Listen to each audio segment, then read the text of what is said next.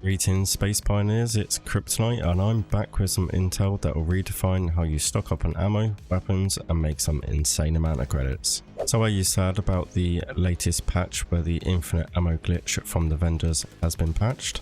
Well, don't be, because I've uncovered another path to not just infinite ammo but also credits and those sought after legendary weapons. So first on the agenda we need to get hold of some titanium and some polymer. Now let's not make it complicated, we want to head straight to New Atlantis, which I'm sure you're all familiar with by now. And from the port, you just want to beeline up the little hill to Jemison Mercantile and purchase all of their titanium and polymer. But wait, because there is more, there is another vendor. And if we wander into the commercial district, just northeast from the train, the UC distribution awaits. We want to buy all of their titanium and polymer. And then we've got a couple of options. What we want to do is we want to just sit down here on the bench and we want to wait for 3 days.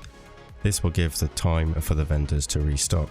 Now we can either head back to Jemison Mercantile, buy their stock, come back to UC distribution and repeat the process.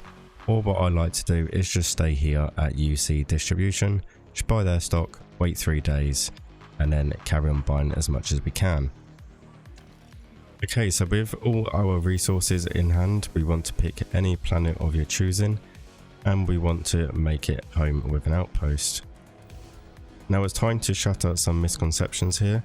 Now, contrary to popular belief, planet levels don't influence weapon rarity at all. Now you need to trust me on this one, I will explain it a bit later on in the video.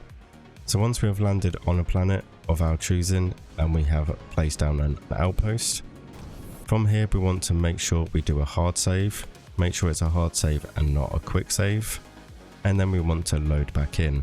Now it's not confirmed that we need to load back in, but we're going to do it and we're just going to call it a safety measure to make sure.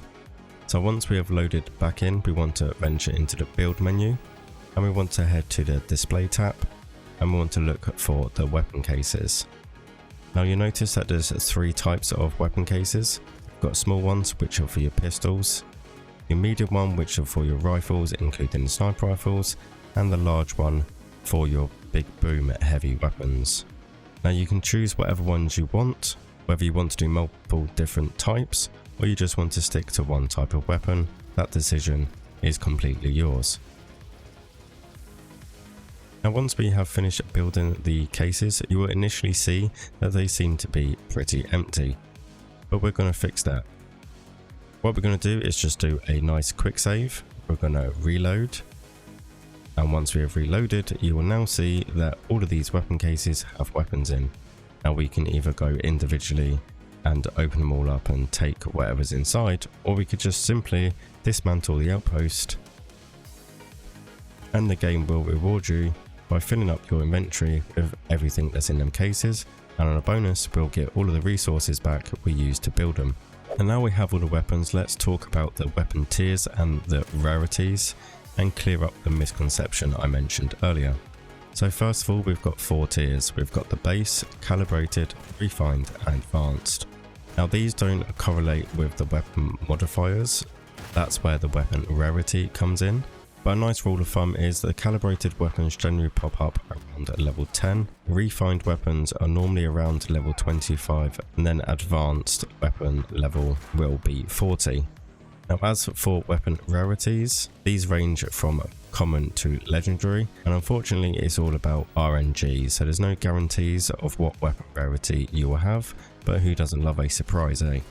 And as we have all of our resources back, what we can do is we can save the game, we can reload it, we can build all the cases again, do a quick save, reload, and we can rinse and repeat until we find some weapons we want or we have enough credits after sending them all to the vendors. So to conclude, this is an absolute brilliant idea for high level players as you're going to be in for a treat with the higher tier weapons. But don't worry if you're new to the game and you are at a lower level, although your weapon tier will be low, you have still got a chance to get a legendary rarity weapon, or at the very least that you can make a fortune on selling all the weapons and you'll have unlimited supply of ammo as well, so it's not all bad.